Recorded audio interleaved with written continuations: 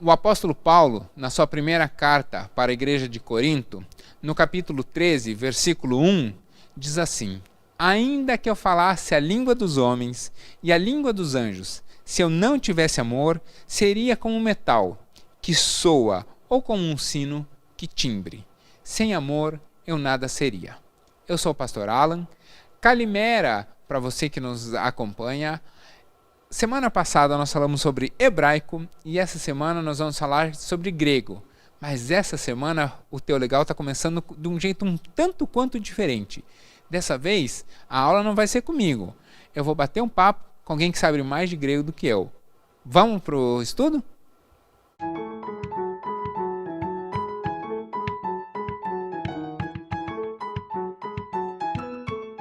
Toda quinta, aqui no canal da Igreja Batista de Bom Retiro, você tem um estudo.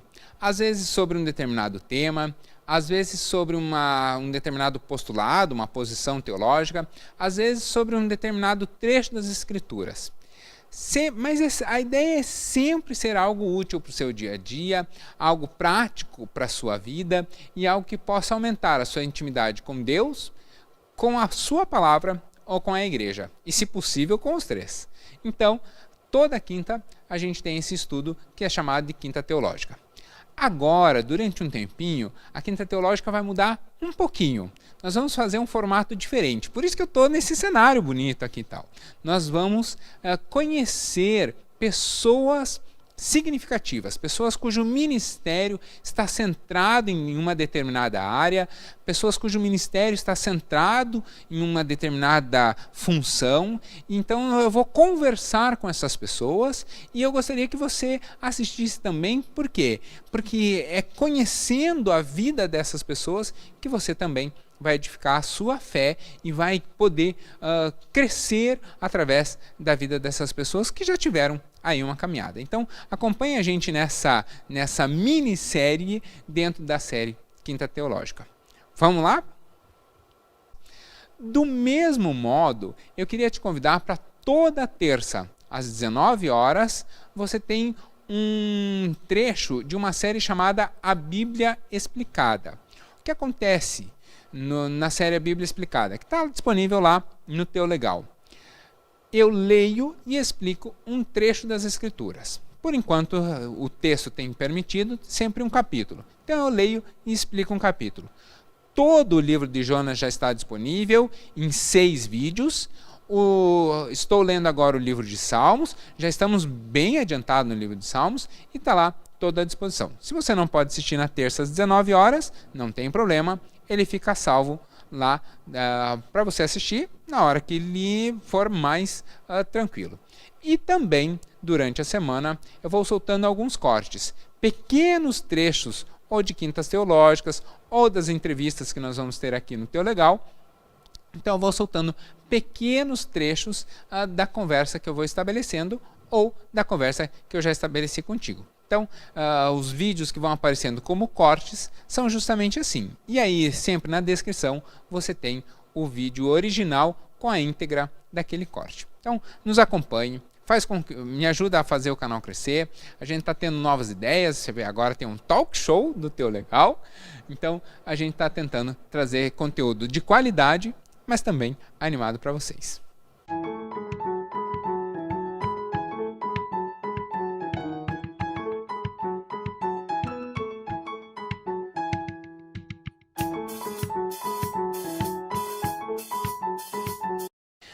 Uma questão muito importante é nós termos humildade. Humildade intelectual, humildade nos nossos comportamentos. E um reflexo dessa humildade é reconhecer que existem pessoas que sabem mais do que a gente, que têm mais experiência e que têm mais propriedade para falar sobre determinados assuntos. Se você está achando estranho essa quinta teológica começando de um modo diferente, é porque semana passada nós falamos de hebraico. E aí eu fiz como eu sempre faço. Fui lá num parque, num lugar aberto, para conversar. Mas, para falar de grego, eu tinha que chamar alguém que sabia muito mais de grego do que eu. Então eu pensei, quem eu poderia chamar? Quer dizer, nem precisou pensar.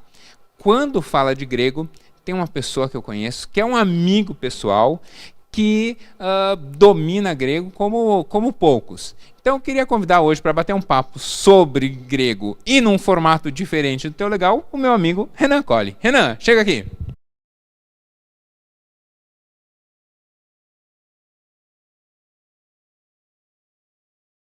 O Renan é graduado em teologia, foi meu aluno na graduação. Aliás, teve uma questão muito interessante, porque eu fui professor do pai, da mãe e do Renan ao mesmo tempo. Isso mesmo. Né? Pai, mãe e filho resolveram fazer teologia ao mesmo tempo. Quase uma trindade. O pai, o filho e aí a mãe. E aí a mãe. Para quebrar. Ele é graduado em teologia, foi aluno da Fabapar, ele é mestre em línguas bíblicas e literatura, mas daí ele não foi meu aluno. Aí ele foi para a Universidade de St. Andrews, na Escócia, ou seja, escolheu um ótimo país, foi para a Escócia, e ele tem um perfil no Instagram, logo uma plataforma de ensino do grego, que chama gregoonline.com. Então, se você quer aprender grego, desculpe, você não vai conseguir aprender grego aqui na nossa conversa de 40, 45 minutos. Mas tem um ótimo professor de grego que está à sua disposição. Você pode entrar em contato com o Renan. Pode entrar em contato com o Renan? Pode entrar em contato comigo. Estou aí à disposição para ensinar para quem quiser aprender o grego do Novo Testamento. Se você tem esse sonho ou esse desejo de aprender por motivos pessoais, ministério ou estudo, fique à vontade para entrar em contato e a gente vai arranjar isso sim. Legal. Então, aqui embaixo na descrição, na descrição não, aqui na tela mesmo, está aparecendo agora o contato do gregoonline.com para a pessoa fazer isso. Né, para entrar em contato com o Renan. Então, o Renan é uma autoridade em ensino de grego e entende grego como poucas pessoas. E aí eu queria justamente, então, bater um papo contigo. Como a gente faz? Você já assistiu uma gravação de uma outra conversa, a gente vai conversando sobre alguns assuntos mais profundos, algumas amenidades, né, mas alguns pontos bem interessantes. A primeira pergunta que eu quero te fazer é a seguinte: qual é a maior dificuldade de fazer o mesmo curso junto com o pai e ao mesmo tempo junto com o pai e com a mãe? Na hora que eles, por exemplo, tinham alguma dúvida, eles chegaram, seu pai e sua mãe, eu conheço muito bem seu pai e sua mãe, já até imagino a resposta, mas eles chegavam a conversar contigo, vocês se ajudavam na hora de fazer tarefa, um tinha uma dúvida, um emprestava ali para o outro. Como é esse desafio de fazer faculdade junto com o pai e com a mãe? Na verdade, assim, eu não sei se é muito um desafio, eu encarei mais como um privilégio, porque, na verdade, era muito divertido. Foi divertido demais esses 4 anos que eu estudei e eles estudaram também teologia. Você tinha que ver, professor, o churrasco em família, como é que ficava. Era só a gente lançar mas e aí, a gente é predestinado ou não? E aí a gente já começava, né? Ficava lá 1, 2, 3 horas conversando. Eu sempre gostei de discutir muito teologia, meus pais também. E eu sempre não gostei, mas sempre acabei tendo uma opinião um pouco diferente deles em alguns assuntos. E aí é que a conversa fica boa, quando você discorda. E aí a gente tinha as nossas discussões, nossas argumentações. Isso é legal demais. E aí o que é legal é que estando na faculdade, daí você fala assim, mas eu acho isso, dá uma opinião contrária, mas daí você dá o fundamento também, né? Exatamente. Exatamente. E eles também vão dizer, mas eu acho isso e o meu fundamento é esse. E aí, realmente, né? Legal. Os pais do Renan, o pai do Renan me ensinou uma lição preciosa. Ele é médico, e aí eu perguntei por que um médico já, né, no topo da carreira, bem estruturado, a mãe também é médica, mas por que um médico vai fazer teologia, né? Qual é a utilização do curso? E aí ele falou assim, é uma ferramenta para eu exercer ainda mais o meu chamado. Eu achei isso muito legal, né? Até num atendimento de gabinete e tal, isso é muito legal. Mas a sua trajetória acadêmica não parou na faculdade, né? Você ainda foi estudar grego, mas aí você foi para a Escócia. Por que você vai para a Escócia estudar grego e não foi para a Grécia? Essa, professor, pastor, é uma ótima pergunta. Pode chamar de professor, não tem problema Ótimo. É que Pode chamar de Alan costume, também. né, gente? Eu não vou conseguir te chamar de Alan, professor. Como você quiser, como você quiser. Professor vai, mas Alan, assim... Não por falta de intimidade, mas apenas força do hábito. Tá? Ok. Fica o esclarecimento. Essa é uma boa pergunta. Por que ir para a Escócia e não para a Grécia, né? Bom, tem duas respostas. Uma delas conecta com uma pergunta, eu acredito, mais à frente, mas... Bom, em primeiro lugar, porque aí a Universidade de St. Andrews ela tem um programa muito bom em línguas bíblicas e literatura, né? Então, eu fui muito atraído pelo programa em específico, pelo currículo que era apresentado, pela Escócia como um país também, muito interessante a vida lá, numa cidade de 16 mil habitantes, onde 10 mil são estudantes de fora. E os outros 6, de algum modo, se conectam com a universidade. E né? os outros 6 vivem, né, da presença da universidade em uma cidadezinha pequena, St. Andrews. Mas por que a Escócia e por que não a Grécia? Na verdade, já que vamos aprender grego, o passo natural é ir para a Grécia.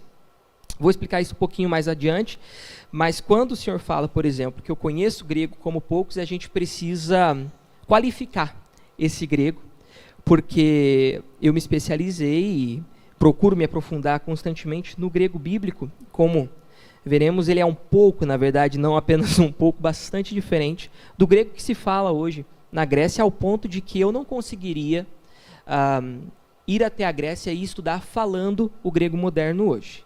Mesmo que o assunto, o objeto de estudo fosse o Novo Testamento, no grego no qual ele foi escrito. Renan, a gente estava brincando, ele falou assim, é da intimidade, eu queria contar para vocês uma vez que eu aprontei com o Renan. Eu estava viajando e fomos visitar um museu, e o museu tinha um anel com um escrito em grego. E aí eu mandei a foto e falei, tinha recém sido sua banca. Tinha recém se formado, e aí eu mandei a foto do escrito em grego no anel e falei, e aí, você manda bem de grego? Traduz isso para mim então. Passou uns 15, 20 minutos, o Renan me manda um áudio, dizendo, professor, não estou conseguindo ler isso daqui, está muito estranho, tem uma palavra aí que eu não sei, parece só umas letras jogadas e tal. Aí eu... Aí eu falei, então deve ser por isso que está o cartazinho aqui do lado. E aí, como toda peça de museu, às vezes tem, né, ali a descrição do lado. Aí tinha do lado a descrição, que era um anel, né, da Grécia Antiga, mas que tinha ali um conjunto de letras que era unreader, impossível de ler, né, e que ninguém sabia. Então, quando eu vi o anel, eu falei, poxa, ninguém leu esse grego que está aqui? Então, deixa eu ver se ninguém consegue ler mesmo. Eu mandei para o Renan para ver. Mas você falou sobre o grego e já falou que hoje na Grécia você teria alguma dificuldade em função dessa mudança. Antes da gente chegar nisso, o grego, então, ele é uma língua bastante difundida. O Novo Testamento ele foi originalmente escrito em grego? O consenso entre os estudiosos hoje é que a maioria do Novo Testamento, sim, foi escrito em grego.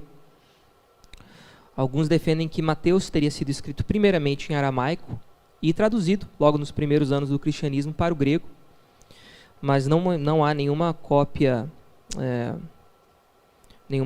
ainda existente de qualquer evangelho escrito no Novo Testamento em aramaico que a gente possa dizer que seria um original e não uma tradução do grego. Não é? Então, o Novo Testamento foi escrito originalmente em grego. Pelo fato do grego ser a língua difundida naquela época, é o que a gente chamaria hoje de uma língua franca, né? Assim como o inglês hoje. Afinal de contas, se nós fomos, por exemplo, eu indo para a Escócia, né, tinha vários amigos não escoceses, na verdade, a maioria das pessoas que eu conhecia não eram escoceses, e um amigo meu, que fazia o mesmo curso, era alemão. E a gente só conseguia conversar porque tanto eu quanto ele tínhamos o inglês. Então o inglês permitiu vencer uma barreira cultural. Naquela época, o grego funcionava mais ou menos dessa forma.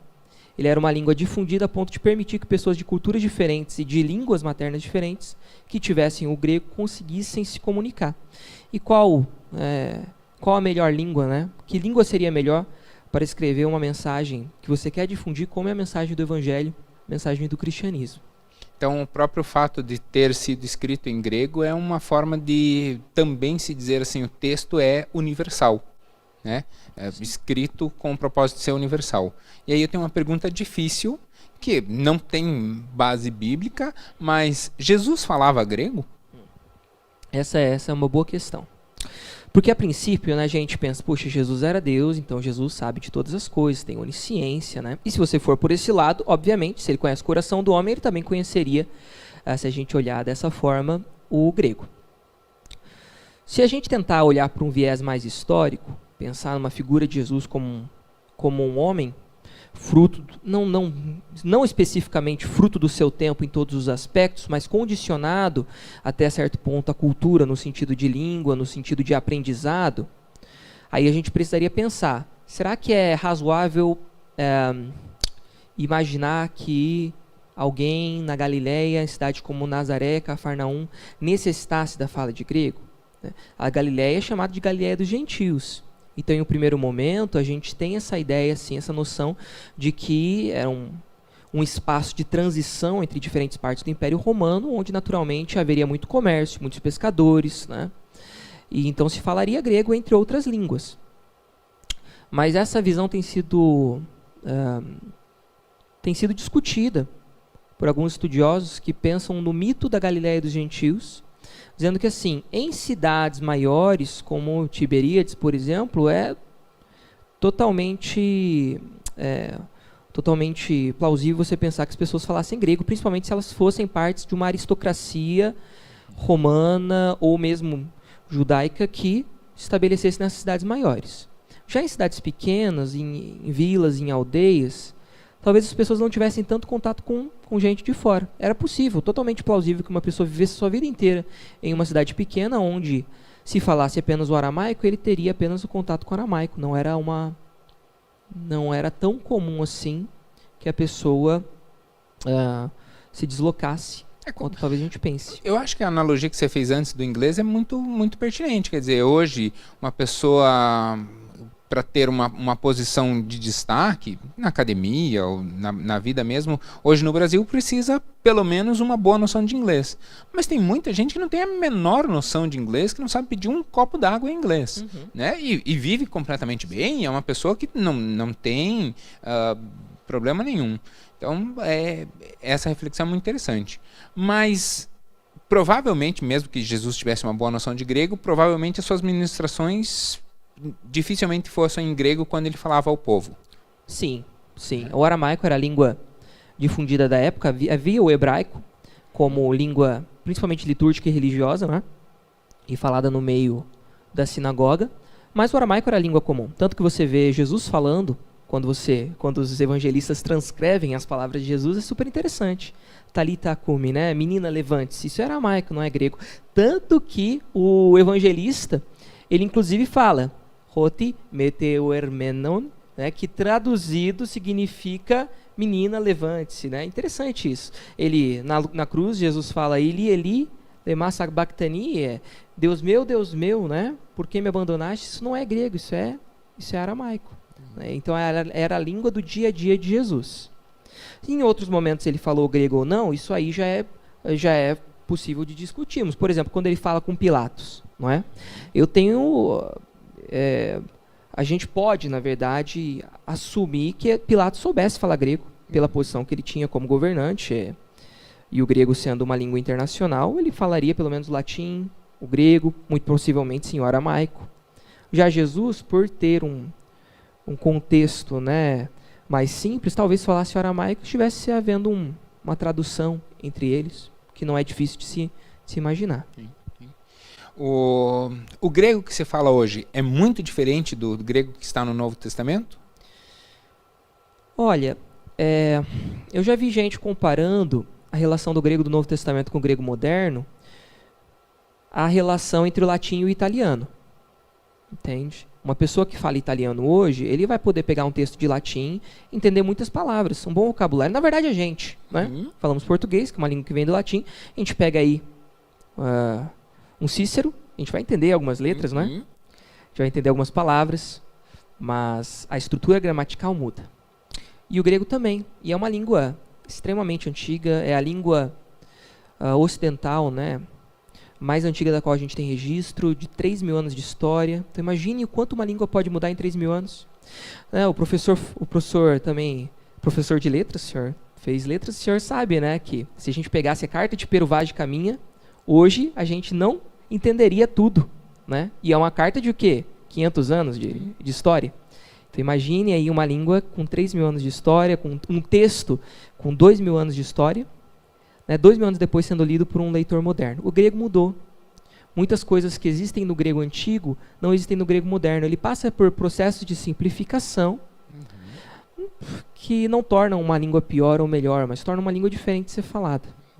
Então o grego moderno hoje ele é diferente, sim, do grego falado por Jesus. Tanto que, um dos vídeos lá do Grego Online, eu ensino você a descobrir se você comprou um Novo Testamento grego antigo ou moderno por engano. Que muita gente compra Novo Testamento grego, compra o grego moderno. Para quem não entende nada, parece grego, é grego. Exatamente, né? De qualquer forma ele está falando grego, né? Eu vou lá e vou comprar. Mas tem como diferenciar, sim. Agora, você está falando de clássico e tal. A gente ouve muito tal do koiné. O que é o grego clássico? O que é o grego koiné? É a mesma coisa? É diferente? O que é o grego, o grego da filosofia? É o mesmo grego do Novo Testamento? Que divisões o grego tem? Bom, a gente pode pensar então de divisões históricas, pensando em um grego moderno, que aí data por volta do século XIX até hoje. Temos o grego medieval, muito ligado ao grego bizantino, que era falado no Império Bizantino. E temos aí o grego antigo, que vai abordar desde o século IV depois de Cristo, agora indo para trás, até os tempos imemoriais do grego. Mas esse período é muito grande, cheio de divisões e cheio de peculiaridades. Na época de Jesus se falava o grego koiné, que koiné é uma palavra que significa comum. Era o grego comum, que é o grego adotado pelas regiões conquistadas por Alexandre o Grande. Por volta do século IV antes de Cristo, Alexandre conquistou da região da Grécia e da Macedônia até parte da Índia. Então toda aquela região da Europa e parte da Ásia passou a falar grego por influência de Alexandre. E o grego, então, quando os romanos eles passam a se tornar a potência, ele continua sendo a língua daquela região, da região oriental do Império Romano. E esse é um grego koiné, um grego que foi assumido por pessoas de diferentes povos, sofreu alterações devidas a essas diferentes formas de falar desses diferentes povos, e também houve uma certa simplificação. É diferente de dizer, por exemplo, é diferente do grego clássico. O que nós chamamos de grego clássico é o grego que era falado em Atenas, no século V e IV a.C. É o grego no qual Aristófanes, Ésquilo, Aristófanes, né, comediógrafo, Ésquilo, tragediógrafo, ou seja, escritores de peças, o grego no qual eles escreveram, o grego no qual Platão escreveu seus diálogos, né, o grego muito importante para a filosofia e para quem estuda letras. E esse era o grego falado na região de Atenas, por isso ele também é chamado de grego ático, porque Atenas fica na Península Ática. Né? Ou seja, koiné, ático, a gente pode pegar outros dialetos gregos. Existe, por exemplo, o dialeto homérico, no qual foi escrita a Ilíada e a Odisseia, dialetos eólicos, dóricos, jônios, etc. Ou seja, várias formas de falar grego nesse mundo grego, e que depois da conquista de Alexandre meio que foi padronizando-se no sentido do koiné que era falado na época de Jesus. Então o Novo Testamento, a escrita do Novo Testamento usa o koiné. Usa o koiné, isso mesmo. E o que conhecer o grego bíblico, no que ele aumenta o meu conhecimento da palavra? Olha, muitas das questões teológicas que nós discutimos hoje podem ser, se não completamente resolvidas, muito dirimidas através do estudo do grego. E eu queria trazer um exemplo bastante interessante. Estou aqui com o Novo Testamento grego, e se nós nos voltarmos a um dos versículos mais famosos do Novo Testamento, João 1:1, que diz que, bom, no princípio era o verbo, e o verbo estava junto de Deus, e aí tem uma cláusula grega aqui, né? Kaiteos en ho logos, que literalmente significa e Deus era o verbo. Porque quando eu digo kai theos e Deus en ho logos, nós temos um ho, que é um artigo definido, antes de logos, que é a palavra para verbo. E aí eles vão dizer, olha, não tem um artigo definido antes de Deus. Ou seja, se não tem o artigo definido antes de Deus, então Deus é uma palavra indefinida. Então a gente não deveria traduzir essa passagem como e Deus era o verbo, ou o verbo era Deus, mas a gente deveria traduzir como Um Deus. um Deus. E aí é claro que eles vão construir a teologia de que Jesus, na verdade, não é Deus da forma que o Pai, né, que Jeová seria Deus. Tá. Como é que a gente conversa com isso? Como é que a gente dialoga com uma argumentação dessa? A pessoa chega, mostra, aí mostra um texto. Quem não sabe grego se rende. Bom, em 1940, um estudioso de sobrenome Cowell, ele publicou o doutorado dele em cima da relação do artigo definido grego no Novo Testamento. E ele não criou uma regra, mas ele sistematizou uma regra. Ele descobriu que não é assim que artigos definidos ocorrem no grego. A falta deles não significa necessariamente indefinição. O fato de não existir um artigo definido ali atrás de theos não quer dizer necessariamente um Deus. Pode haver indefinição. Pode ser um Deus se não houverem outras razões para a falta do artigo. Nesse caso, existem outras razões para a falta do artigo? Existem sim. Eu sei que eu estou parecendo que eu estou falando grego. Não, mas tranquilo. E aí a gente escreve aqui do lado, eu faço a edição, pois não se preocupe. Eu te ajudo com essa parte sem problema nenhum. Mas está escrito ali, theos en ho logos, porque o sujeito da ação não é theos, é logos. E theos é o predicado, ou seja, o predicado é a característica do sujeito. E tanto theos quanto logos, eles pertencem à mesma classe gramatical. Então, para impedir que a gente traduzisse como e Deus era o verbo, ou seja, para nos levar a traduzir como e o verbo era Deus, o autor do Novo Testamento ele mantém o artigo antes da palavra que é o sujeito e mantém a palavra que não é o sujeito, que é a característica, o predicado, sem o artigo. A gente lembra que a estrutura básica do português, que a nossa gramática vem do grego, é exatamente essa: sujeito, verbo, predicado. E nesse caso, ali, por uma estilística, mudou. É predicado e aí o sujeito. Exatamente. Então, o sujeito, para mostrar qual é o sujeito, coloca ali o artigo definido. Isso. E seria por isso que não há um artigo definido antes de Deus. Então, não está escrito, literalmente, o verbo era o Deus, porque a gente quer, ou melhor, o autor de João, né? O autor de João quer dizer ali que o verbo era Deus. E não necessariamente que Deus era o verbo. Muda um pouquinho a questão assim de interpretação, né? E aí, obviamente, a gente também tem no próprio Evangelho de João muita base para dizer que Jesus, na verdade, se identificava com o Pai muito mais como uma relação de subordinação, mas como uma relação de identidade. Legal. Você vê que é super fácil estudar grego, né? Por isso que a gente se dedica tanto na academia e tal, porque às vezes você vê, toda essa construção é em cima da palavra que não está.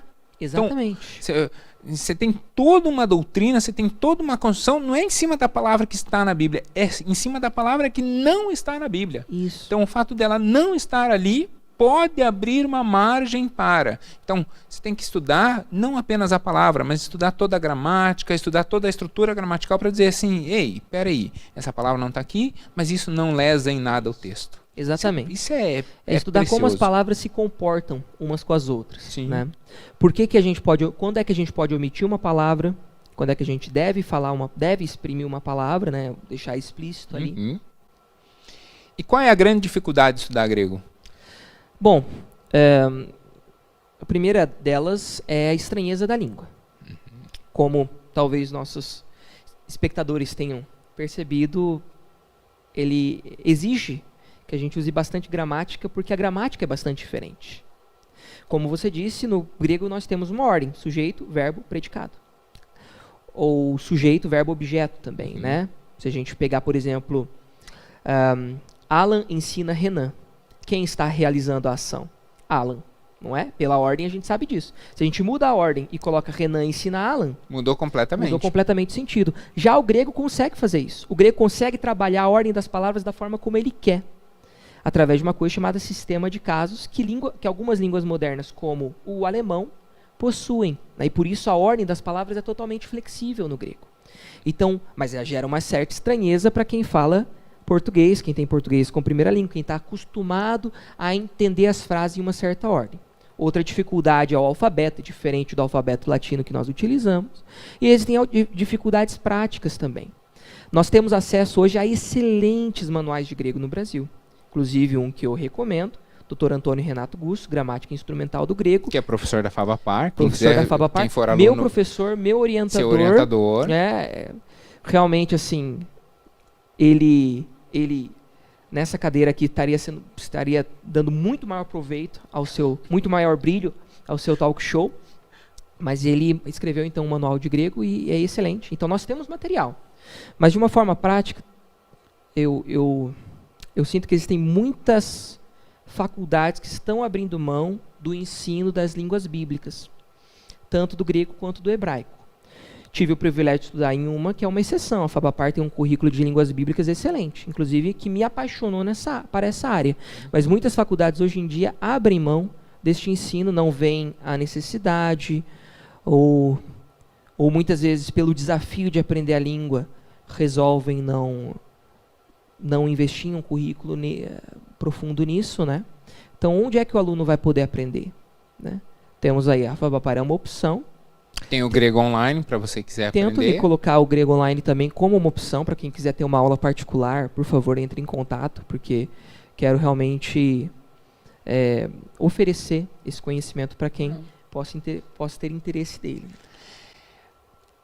Você falou que o Novo Testamento é escrito em grego. A gente pode confiar nos textos do Novo Testamento? A Bíblia foi alterada, já que você consegue consultar o original, a Bíblia ela foi alterada na sua profundidade, na sua essência, durante o curso da história?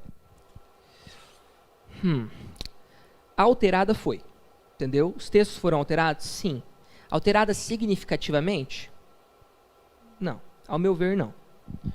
Quando eu digo que a Bíblia foi alterada, bom, nós temos hoje cerca de 5.800 manuscritos gregos descobertos. É muita coisa. É muito mais do que qualquer outro texto antigo. Nós temos muito mais manuscritos para o Novo Testamento do que para Ilíada, Odisseia, qualquer diálogo de Platão, qualquer texto grego. Deixando a fé de lado, a pessoa olha o Novo Testamento e olha, por exemplo, a República, texto de Platão. Nós podemos confiar muito mais de que o Novo Testamento é um texto, olhando do ponto de vista histórico, o Novo Testamento é muito mais confiável, por exemplo, do que a República do Platão, porque tem muito mais originais do Novo Testamento, de alguns dos Evangelhos, por exemplo, do que dos textos clássicos de Platão, então. Bom, eu acredito que a confiabilidade da Bíblia, que vem dessa quantidade dos originais, seja que nós temos muitos textos para comparar. Certo? E nessa multidão de textos que nós temos para comparar, seria muito mais fácil identificar grandes disparates teológicos, grandes coisas diferentes assim. E não é o que a gente verifica. Existem diferenças? Existem várias, mas que diferenças são essas? São diferenças, como eu disse, na ordem das palavras, porque o grego permite essa flexibilidade, mas sem alterar de qualquer forma o sentido. Existem diferenças de ortografia? Existem diferenças de ortografia. O grego do Novo Testamento foi escrito em uma época onde várias letras, no grego koiné, estavam começando a ter o mesmo som. O eta e o epsilon, por exemplo, que são letras diferentes, estavam começando a ser pronunciadas como o iota, né? E como o y. Estava acontecendo o que a gente chama de iotização do grego. Várias letras se tornando com o som de iota. Então é óbvio que um escriba, a gente tem que lembrar que naquela época níveis de analfabetismo eram altos. Muitas vezes o escriba ele não sabia ler e escrever, ele copiava, desenhava. Ou às vezes quando ele sabia, ele tinha alguma falha no entendimento dele, assim, no conhecimento de alfabeto, e errava uma letra ou outra. Tudo bem. Mas agora eu não vou entender a palavra, principalmente quando eu posso comparar com outros textos. E diferenças teológicas grandes existem. Nenhuma que você não possa olhar por outros textos e entender e chegar a um consenso de interpretação. Há uma confiabilidade. Há uma confiabilidade. Há uma confiabilidade. Eu não acho que haja... Não há a questão de não há uma conformidade total no sentido de serem todos iguais, gente. Não pensem que inerrância ou a nossa confiabilidade esteja baseada nisso, né? Mesmo porque, não sei se a gente conseguiria até ter um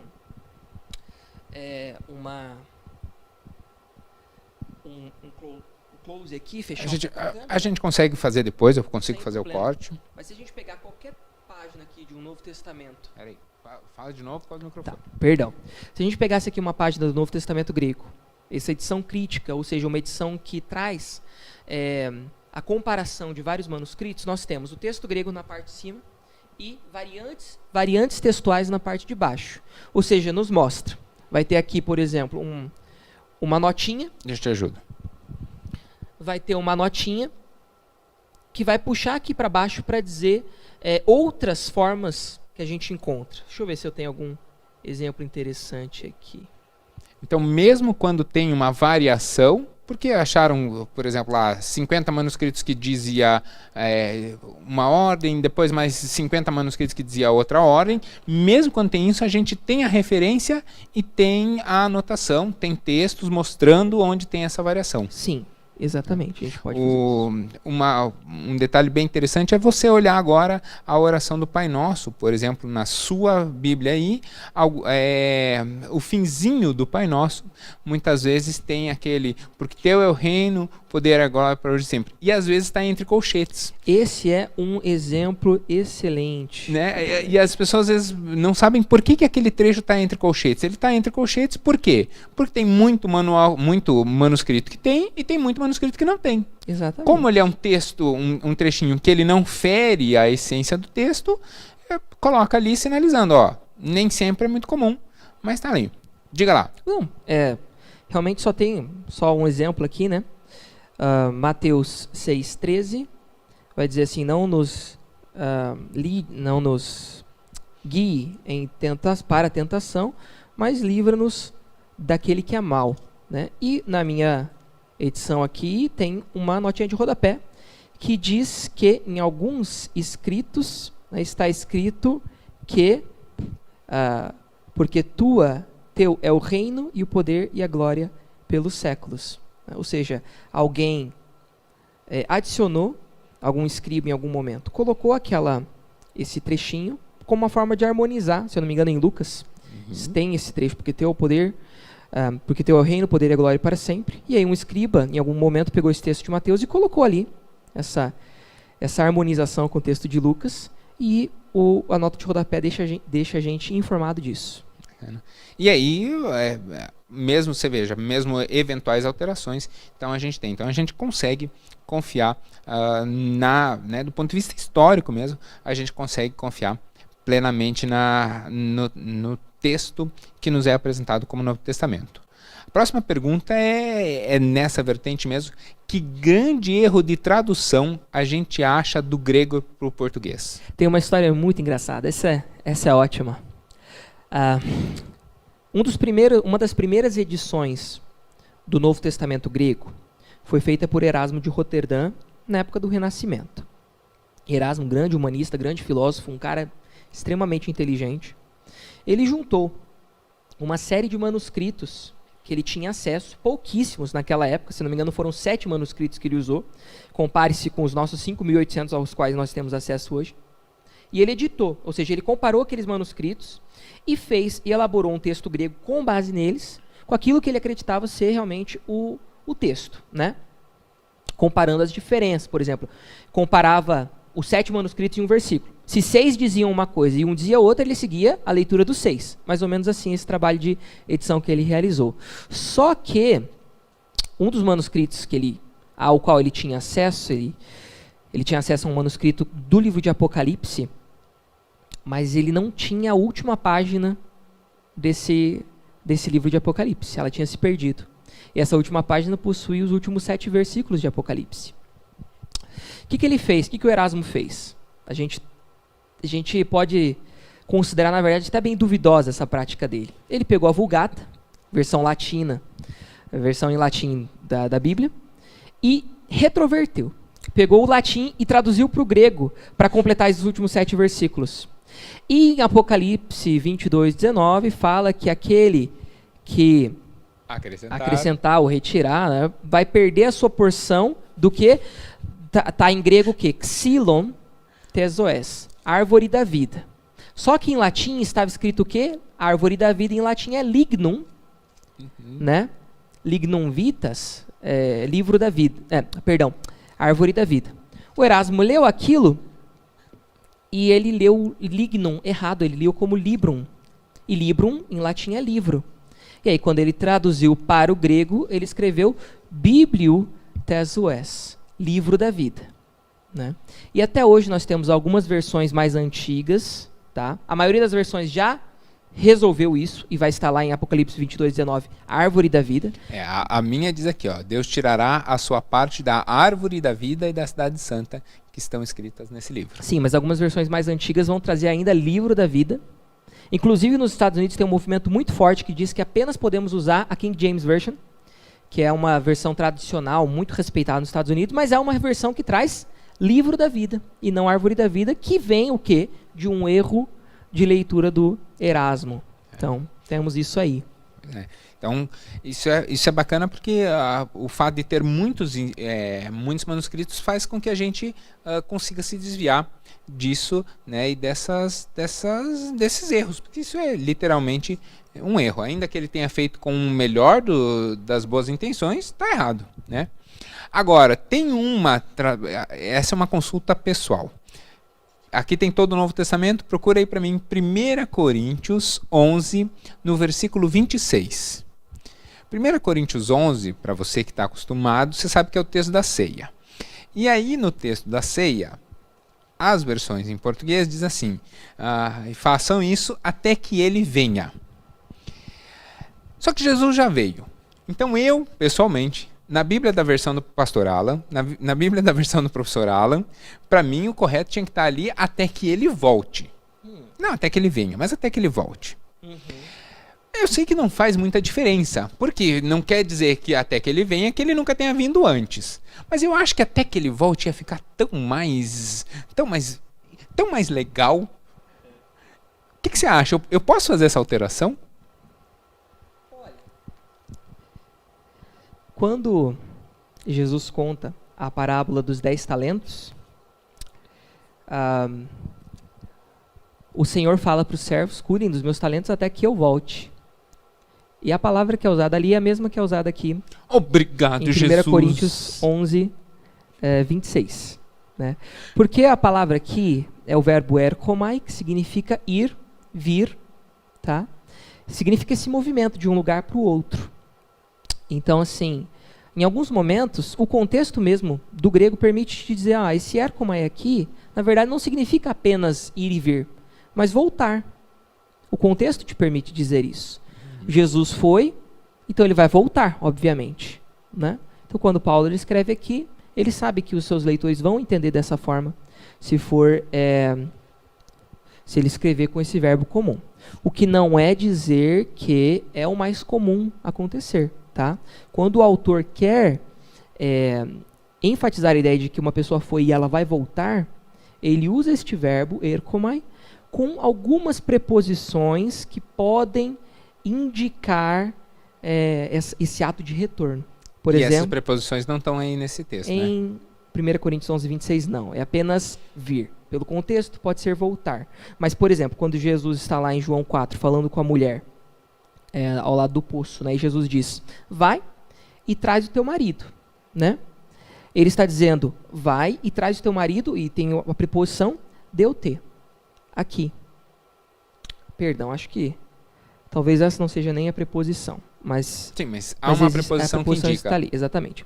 E quando Paulo fala que ele vai, que ele gostaria de visitar os irmãos novamente, ele usa esse verbo com a preposição palin, que significa novamente, que deixa claro que a ideia é de retorno. Tá? Então, quando ele quer deixar claro que é para voltar, ele vai usar uma preposição, que não quer dizer que não possamos entender assim, quando o contexto assim nos permite. Então eu vou continuar usando, que eu acho mais bonitinho, tá bom? Você não fica bravo comigo.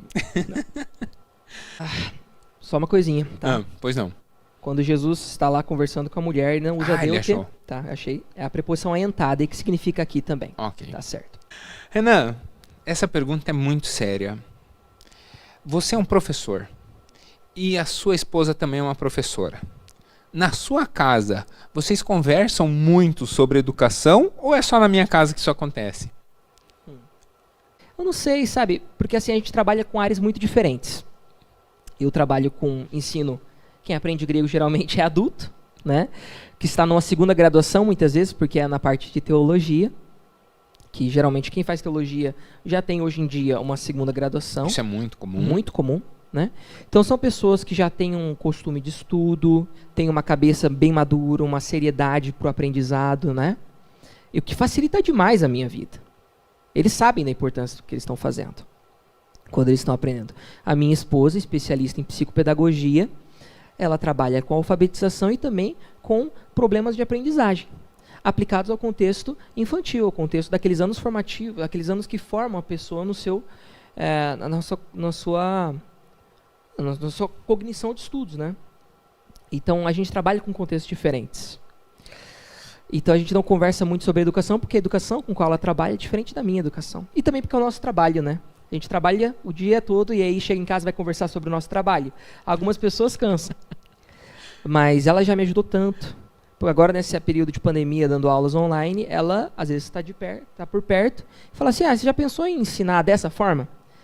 Fazer um pouquinho mais didático? Né? Peguei com ela a ideia de, por exemplo, pegar um fruto, pegar um copo, né, um poterion, e ensinar localização através de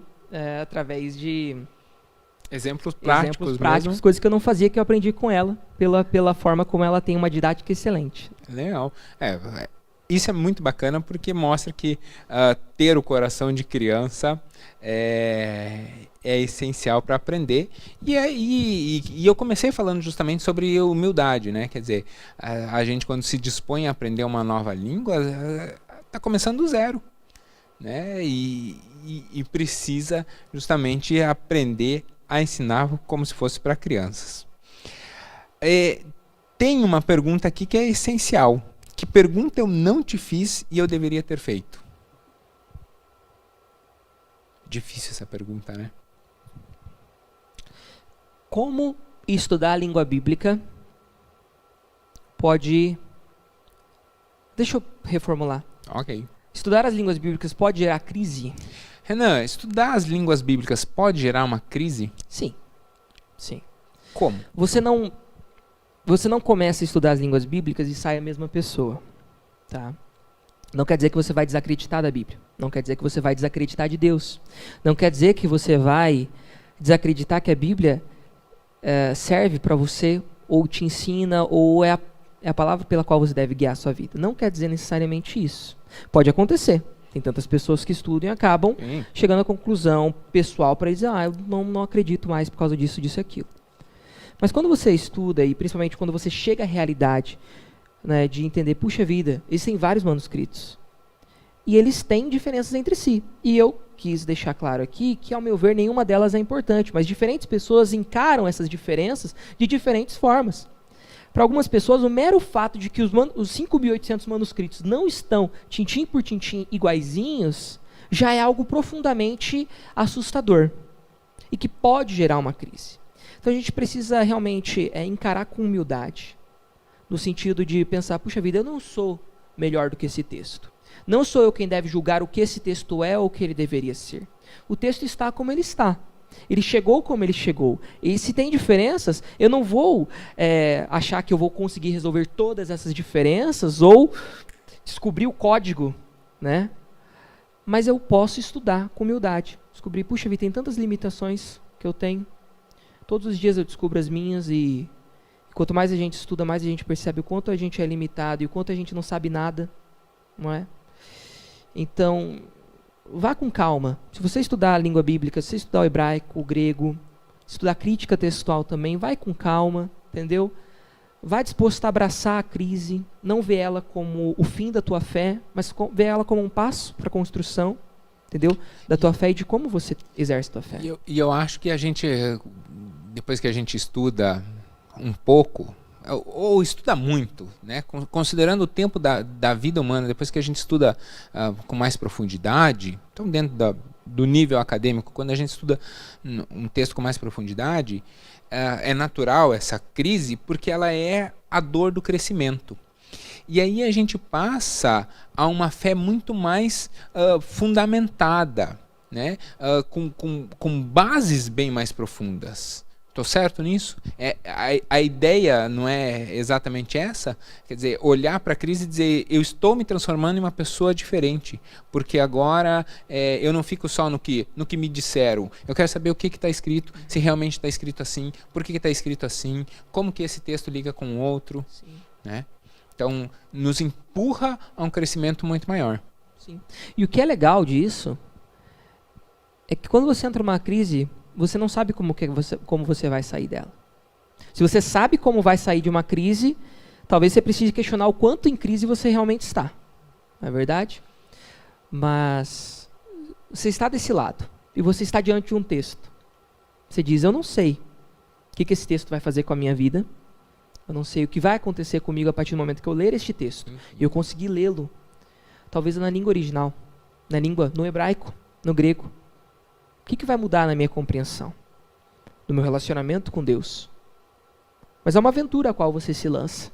E a vida é feita de aventuras e eu tenho certeza de que poucas são tão interessantes e tão recompensadoras quanto se dedicar à Bíblia e a entendê-la nas línguas nas quais ela foi escrita. É o que eu tenho descoberto e essa caminhada tem sido extremamente prazerosa para mim e é por isso que eu sou um ávido defensor da necessidade de continuarmos formando leitores bíblicos, principalmente dos nossos seminários, pessoas que sejam capazes de ler a Bíblia, que sejam capazes de abraçar as dificuldades que ela pode trazer, que sejam capazes de abraçar o estudo dela, porque ela merece, e a gente deveria agir com ela conforme ela merece. Você está vendo por que eu convidei o Renan? Eu jamais ia fazer uma construção tão bonita de defesa do estudo das Escrituras. Renan, eu quero agradecer profundamente. E a gratidão é toda minha, professor Alan, muito obrigado mesmo. É uma alegria tremenda conversar contigo. Para quem não sabe, foi muito curioso, porque já estava programado o Renan conversar sobre o grego, mas a gente ia fazer no modelo antigo. Aí, de repente, falei, vamos fazer um talk show. Vamos, vem, vai, a gente apronta, arruma as coisas e tal, vamos fazer. E o Renan topou assim, nunca disse não, só falou, como assim? Vamos, cara, vamos. Então, isso foi muito legal. Queria agradecer profundamente. Estou muito, muito feliz em receber hoje e poder bater esse papo. Espero que realmente possa ter edificado você. O Renan está à disposição para você aprender grego. É uma pessoa que, se ele disser que diz, é porque o texto diz. Se ele disser que, olha, não tem base, é porque o texto não tem. Porque o Renan, depois do anel que você foi pesquisar e foi atrás e tal, ali é uma prova tremenda de que você leva muito a sério essa questão. Eu não vou estar sempre certo. Essa é a verdade. Essa é a certeza que a gente tem. Mas ninguém né? tá. Mas eu vou tentar o máximo que eu puder para pesquisar aquilo que eu encaro como um desafio. E eu acho que é só o que você disse no começo, é a questão da humildade. Humildade intelectual é você olhar e dizer, quer saber, eu posso acertar, posso errar, mas eu vou estudar isso daqui o máximo que eu puder estudar. Então, queria encerrar, como a gente sempre encerra as nossas quintas, pedindo então para o Renan orar para a gente, no sentido da direção da nossa conversa. Renan, por favor. Senhor nosso Deus, nós te agradecemos por essa oportunidade tão preciosa de estarmos juntos, estarmos conversando, de estarmos dialogando sobre a tua palavra. Para o cristão não existe nada mais precioso do que a Bíblia. Ela deve guiar a nossa vida, ela deve ser luz para o nosso caminho, ela deve mostrar os passos que nós devemos tomar. E, Senhor, é muito bom podermos ter o privilégio hoje de lermos a tua palavra na nossa língua, no português, qualquer um de nós conseguimos, é um presente que o Senhor nos deu, podemos ler a Bíblia na nossa língua. Mas te agradecemos também porque nós temos tanto acesso aos originais, tantas oportunidades de aprendê-los também. Te agradecemos porque o Senhor nos abençoa com isso e pelas riquezas que existem na Tua Palavra para todo aquele que se lança ao ministério, mas também ao estudo devocional diário dela. Pedimos que o Senhor nos dê sabedoria, nos dê essa humildade intelectual que nós necessitamos diariamente, para entendermos que não somos nada e não somos maiores do que o Teu texto, mas que nós possamos nos lançar com toda dedicação, com todo amor, a entendê-lo, a compreendê-lo, a aprender dele todos os dias. Nós assim oramos e agradecemos. Em nome do Teu Filho, Kyrios Jesus. Amém. Gostou do formato? Gostou dessa conversa? Bota aqui num comentário, manda essa conversa para alguém. O Teu Legal e a Igreja Batista do Bom Retiro está aqui para abençoar a sua vida. Então, deixa a gente saber. Vai ter outras conversas com outras pessoas nesse formato também. Tá? Então, vai ter outras conversas. Nem sempre toda quinta vai ser assim, mas a gente não vai abandonar o projeto por enquanto. Né? Então, se você gostou, compartilhe essa mensagem. Nós estamos aqui para abençoar a sua vida. Deus abençoe. Tchau, tchau.